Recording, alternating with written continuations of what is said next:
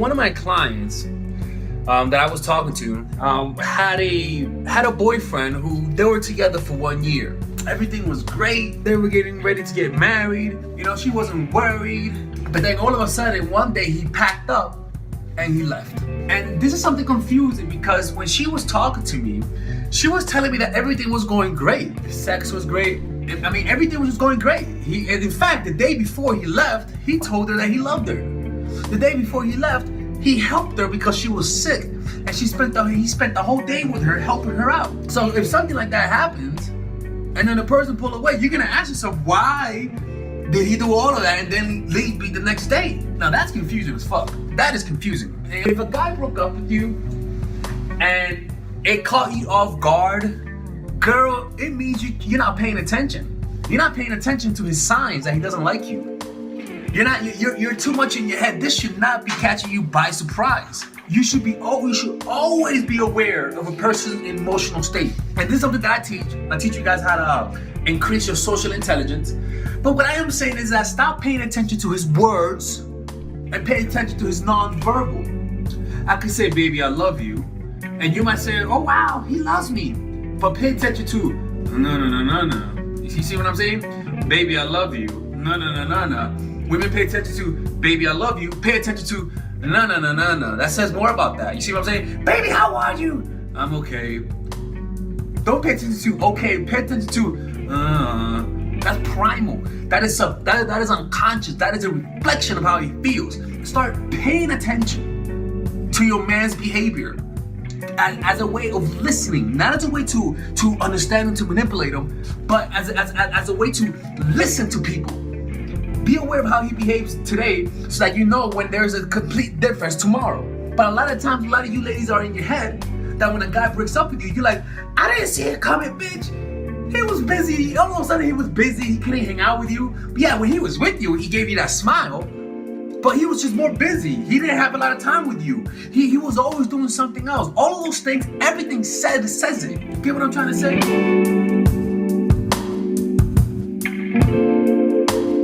You stop trying. Well, I'm taking about you stop trying in terms of you took him for granted, so you were always there, thinking that he'll never leave you. You will always need you around him. You stopped working out. You stopped going out with your friends. You always spend time with him, not with your girls. You always spending time with him, always trying to let him know where you were, never learning how to create mystery.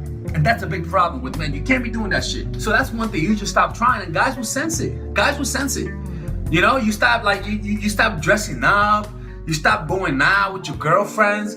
You see what I'm saying? You stop doing those hobbies you were doing that made you to be busy. All of those things over the period of time. You see, what you guys have to understand is that most guys will not break up with you when they stop liking you.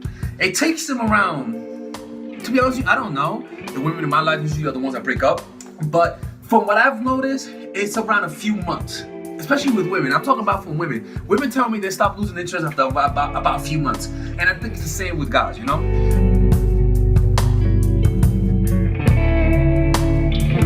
He liked you. But in his mind, he had another woman who broke up with him. And now she's back. You can't compete. You cannot compete. You can't compete with a woman from the past who left them. You just can't. You know it's not your fault because you didn't know. If that's the case, let him go, man. Because that ex has power over him that you can't control.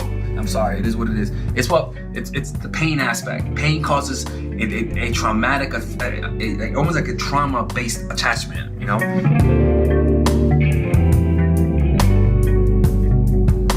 The fourth one is that he needs break.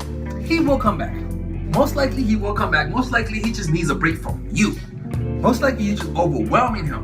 And if you leave him the fuck alone, and you don't chase after him, and you don't just start going crazy, and you put the fucking knife down, he will come back. Most guys come back when they break up with you. They usually do. You know what I'm saying? So, most likely you just need a break. But if he comes back, well, ladies and gentlemen, if he comes back, we all know what's gonna happen. You're not just gonna take him back like it's a fucking dog who just ran away. Nah, he's gonna have to pay a fucking price. You're gonna have to make it up to me. You have to make it up to me. What are you willing to do to make it up to me? Because if you take him back after he left you, no matter the fuck the reason, he's gonna do it again. You gotta make him pay a price. So then the next time he tries to leave you, he's gonna say, "Fuck! Last time she made me lick her toes." I don't know about this, man. I can't live with that kind of stuff in my head.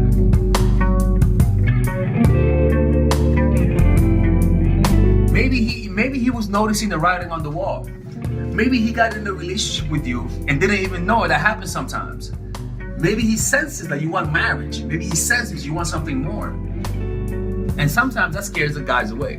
You know? Sometimes when you sense that a woman wants more than you could give, you could like the woman, but just to save her, a guy will leave you.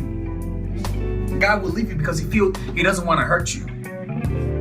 And also, you're too needy. You don't give him that space. Ladies, it's better to get a guy to complain to you that you're too distant, more than you too needy. It's much better to be on the other side. You're too distant, as opposed to you're too needy. It's much better. It's a better problem to have. All right, ladies, look. Thank you for watching this video. If you guys need one-on-one coaching, you guys know exactly where to go. mindfulattraction.org. I can work with you.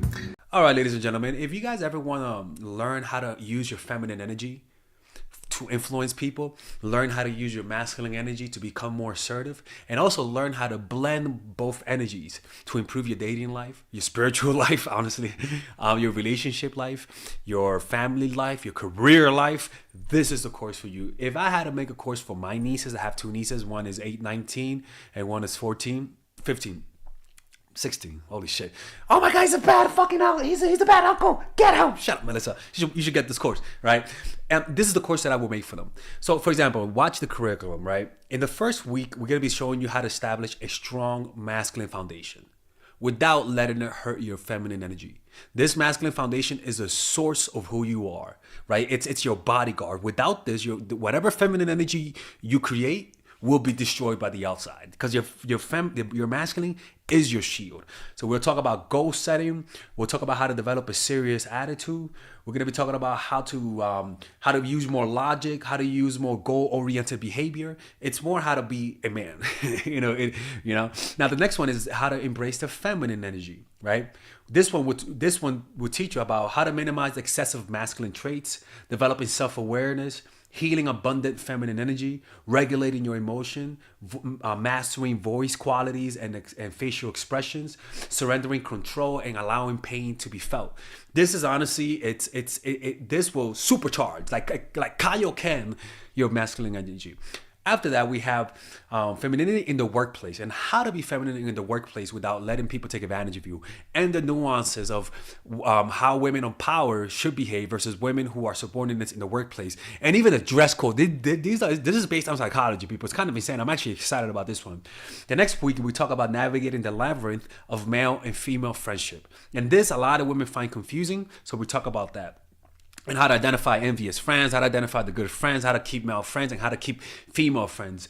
Week 5, we talk about how to release the burden of the past and stop and destroy mental projections. This is actually really powerful. And then week 6, we talk about how to increase your observational power so that you could read people better. And we have a bunch of bonuses. The course starts at $99, and you guys can pre-order the course today at $69 before it goes out. If you're watching this, most likely I'm in the meditation retreat, so I will be praying for all of you guys. And just click on the description down below of the video. Right there, you'll see it, and you could pre-order that course. It's gonna be out by the end of next month or the beginning of February of March. One of the two, people, because I have a 10-day retreat to do, and I want to finish the course after the retreat, because I think the ideas are gonna be so much better. All right, man. I'll see you guys later. Pre-order, man. I'm closing the channel.